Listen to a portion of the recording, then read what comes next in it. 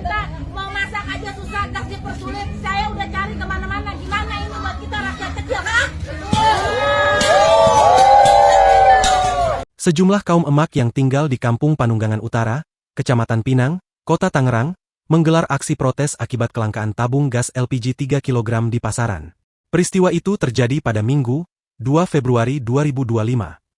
Mereka bersama-sama meluapkan kekecewaan dengan membuang tabung gas 3 kg kosong sebagai bentuk protes terhadap pemerintah. Dengan berteriak tanda kecewa, warga membuang tabung gas 3 kg yang sudah tidak ada isinya itu. Saya sudah cari kemana-mana. Gimana ini pemerintah dipersulit?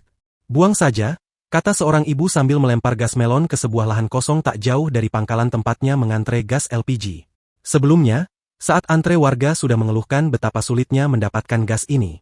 Menurut Wulan, seorang ibu di lokasi tersebut yang ikut dalam aksi protes pada Minggu, 2 Februari 2025, mengungkapkan, kelangkaan tabung gas 3 kg sudah terjadi sejak perayaan Imlek, dan semakin parah pada 1 Februari 2025 ketika pemerintah melarang pengecer menjual gas LPG 3 kg, sehingga masyarakat hanya bisa membeli di pangkalan resmi.